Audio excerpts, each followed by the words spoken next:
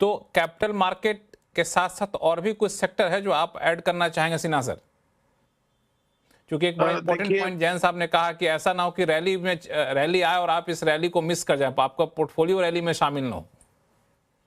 तो लक्ष्मण जी, पहले हम लोगों को ये डिसाइड करना होगा कि हमारा नजरिया कौन सा है। क्या हम 1 महीने अच्छा। का नजरिया रखे हैं या 3 महीने का नजरिया रखे हैं, साल भर का या 3 साल का नजरिया? क्योंकि उस पर ही निर्भर करेगा कि आपने किस सेक्टर का चुनाव किया है। आपके प्रोग्राम अच्छा। पर मैं पहले भी आया हूँ, उस समय भी मैंने कहा है कि कई बार संभव है कि अगर हम शॉर्ट टर्म ऑब्जेक्टिव को ध्यान में रखते हुए सेक्टोरल चुनाव करेंगे, तो हो सकता है कि हम लॉन्ग टर्म वेल्थ क्रिएशन की अपॉर्च्युनिटी लूज़ कर जाएँगे। मिस कर देंगे। तो अगर आपने मुझसे पूछा तो मैं कहूँगा लक्ष्मण जी कि देखिए, पिछले 1.5 साल में जो बाज़ार का बिहेवियर रहा और ख़ास करके पिछले 1.5 महीने में जो बाज़ार का बिहेवियर रहा, उसने कम से कम क्रिस्टल क्लियर इस बात को तो कर दिया है ना कि हमको सारे एग्स एक ही बास्केट में नहीं डालने चाहिए। तो मेरा कहने का मतलब है कि जब आप पोर्टफोलियो बना रहे हैं तो उसमें डिफेंसिव स्टॉक्स और सिक्लिकल स्टॉक्स का सही मात्रा में सम्मिश्रण होना चाहिए। तो डिफेंसिव से मेरा मतलब क्या है? डिफेंसिव में आपके टेलीकॉम हो गया, आज के संदर्भ में सॉफ्टवेयर को भी मैं डिफेंसिव मानूँगा। उसमें आप जैसा कि जैन साहब शायद कहते हैं हेल्थ केयर, तो वो एक सेगमेंट हो सकता है और इसमें ट्रेडिशनली तो एफएमसीजी को भी माना गया है, तो वो एक सेगमेंट हो गया और दूसरा सेगमेंट है सिक्लिकल्स का, जिसमें कि कमोडिटीज़, इंफ्रास्ट्रक्चर इस तरह की। सबसे पहला सवाल आपको ये डिसाइड करना है कि अगर आपका प्रोपोर्शन अब तक 50% डिफेंसिव और 50% सिक्लिकल का था, तो अब ये प्रोपोर्शन आपको बदलने की ज़रूरत है। आपका 60% से लेके 70% तक भी अगर आप सिक्लिकल में जाएँगे, तो ज़्यादा अच्छा रहेगा और 30 से 40% ही डिफेंसिव में रखेंगे, तो अच्छा रहेगा। अगर आपने ये एलोकेशन कर दिया, तो फिर हम दूसरे लेवल पर आते हैं कि अपॉर्च्युनिटी कहाँ है? तो अपॉर्च्युनिटी को लक्ष्मण जी मैं 4 बास्केट में बाँटता हूँ। पहला अपॉर्च्युनिटी का अवसर हमें तब मिलेगा जब क्रूड के प्राइसेस गिर रहे हैं और भी ज़्यादा गिरेंगे। तो इसके बेनिफिशियरीज़ होंगे ऑटोज़ और केमिकल्स, पेंट की कंपनीज़। दूसरा बास्केट अगर हम देखें, तो दूसरा एविएशन। बास्केट एविएशन भी है, बिल्कुल सही आपने कहा। दूसरा बास्केट जो है और उसे ये तो डायरेक्ट बेनिफिशियरी हुए लक्ष्मण जी, कुछ इसके इनडायरेक्ट बेनिफिशियरी भी होंगे। ऐसी एनबीएफसीज़ जो कि ऑटो लोन्स देती हैं या इस तरह के क्षेत्र में काम करती हैं, वो भी बेनिफिशियरीज़ होंगे। दूसरा बास्केट अगर मैं देखूँ, तो दूसरा बास्केट होगा जो बेनिफिट करेगा गैस की सुचारू सप्लाई से। तो इसके बेनिफिशियरीज़ होंगे city gas distribution companies, ceramic companies और फर्टिलाइज़र कंपनीज़। इसके इनडायरेक्ट बेनिफिशियरीज़ होंगे जो फूड डिलीवरी कंपनीज़ हैं। तो ये दूसरा बास्केट हो गया। तीसरा बास्केट जो है, वो उन सेक्टर्स का है जो बेनिफिट करेंगे मिडल ईस्ट के रिकंस्ट्रक्शन से। क्योंकि जिस तरह की तबाही मची है मिडल ईस्ट में, वहाँ पर रिकंस्ट्रक्शन भी एक बहुत बड़ा अपॉर्च्युनिटी है। तो इसके बेनिफिशियरीज़ होंगे इंजीनियरिंग कंपनीज़, पाइप कंपनीज़, तो ये तीसरा बास्केट हो गया। चौथा बास्केट है जो कि दोनों डिफेंसिव और सिक्लिकल दोनों को स्ट्रैडल करता है, वो उन सेक्टर्स का है जहाँ पर ज़रूरत से ज़्यादा पिटाई हो गई इस गिरावट में। अब जैसे कि चूँकि बॉन्ड के यील्ड्स ऊपर गए तो पीएसयू बैंक की पिटाई हो गई। आईटी क्षेत्र की कंपनीज़ की पिटाई भी कुछ ज़्यादा हो गई। कहाँ पर एआई की स्टोरी खत्म हुई और कहाँ पर फ़ियर की स्टोरी शुरू हुई वो पता ही नहीं चला, उनमें करेक्शन ज़्यादा हो गया।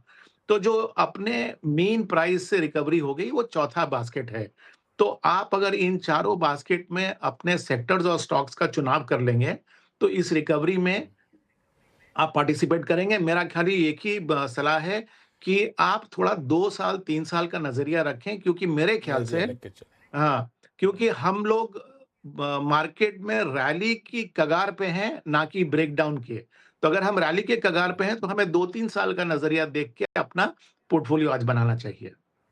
तो 2-3 साल का नज़रिया रखिए और जो पोर्टफोलियो आपने बताया 3 हिस्से बाँट करके, उस 3 हिस्से में आपने कई सारे सेक्टर रखे और सबके पीछे एक वैलिड रीज़न यहाँ पे था। सुदीप सर, अगर सिन्हा सर के पोर्टफोलियो को देख लें और जैन साहब को, तो काफ़ी कुछ मार्केट का एक बड़ा हिस्सा कवर हो चुका है। आप इनमें से किसी 1-2 को हाइलाइट करना चाहते हैं या फिर आपको लगता है कुछ एडिशन है जो छूट गया है? जी नहीं, इन्होंने बहुत अच्छी तरह से कवर किया, पर मैं इसमें थोड़ा मेरे जो पसंदीदा सेक्टर्स हैं वो ऐड करना चाहूँगा और शायद इन्होंने डायरेक्टली इनडायरेक्टली कवर भी किया है। एक क्षेत्र जहाँ पे मुझे short term, medium term, long term ये तीनों सेगमेंट्स में मैं बुलिश हूँ, वो है फार्मा सेक्टर। मुझे लगता है इंडियन फार्मा सेक्टर एक स्थिति पे अभी पहुंचा है जहां से एक टेक ऑफ का स्थिति आया है और आने वाले दिनों में बहुत ही अच्छा प्रदर्शन फार्मा सेक्टर से आपको देखने को मिलेगा। और देखिए, एक जमाने में आईटी क्षेत्र टेक ऑफ किया था और आईटी, अब इंडियन आईटी कंपनीज एक लेवल तक दिग्गज ग्लोबली माना जाता था, वैसे ही इंडिया फार्मा एक बेनिफिशियल कॉन्स्टलेशन ऑफ स्टार्स कह सकते हैं। चाइना प्लस वन, यूएस में कॉस्ट बेनिफिट और जेनेरिक और बाकी सारे जो इंडियन बायोसिमिलर्स वगैरह जहां पे इंडियन कंपनीज का फोकस है, वहां पे ट्रम्प साहब का टैरिफ का नजर भी नहीं है क्योंकि वो उनके हित में नहीं है। तो उनका फार्मा रिलेटेड टैरिफ तो सिर्फ पेटेंटेड ड्रग्स पे है, जहां पे इंडिया का प्रेजेंस बहुत ही कम है, सिर्फ सन छोड़ के। और sun is going to grow in a much bigger and better way. They are talking about acquiring Organon. So even Sun has its own trajectory.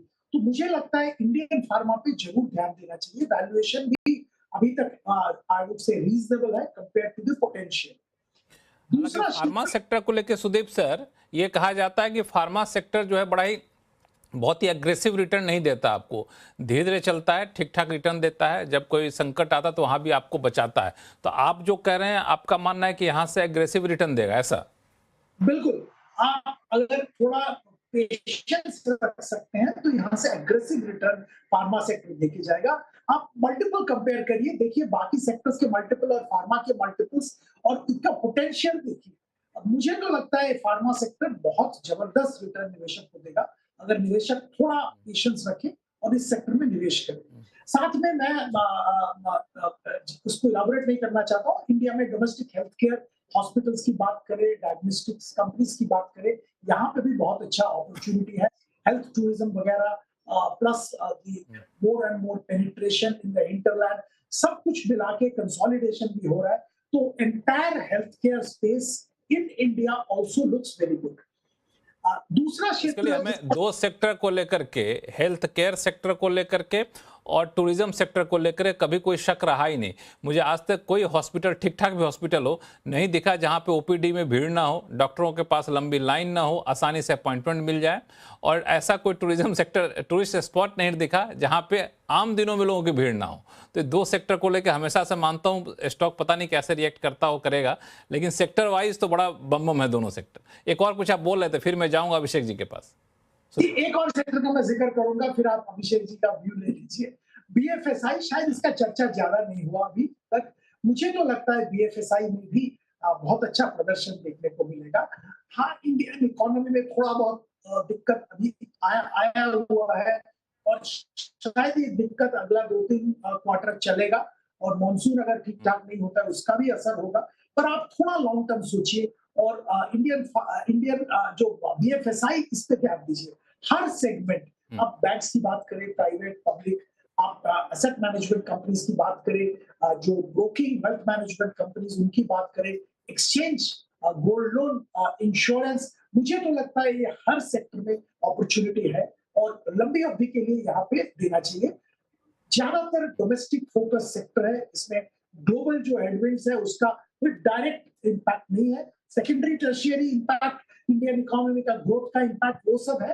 पर फाइनेंशियलाइजेशन ऑफ सेविंग्स एक रियल एक्चुअल हो रहा है, जबरदस्त हो रहा है और बहुत सारे ऐसे कंपनीज हैं जहां पे आने वाले दिनों में जबरदस्त अपॉर्चुनिटी मिलेगा वैल्यूएशन पिकअप।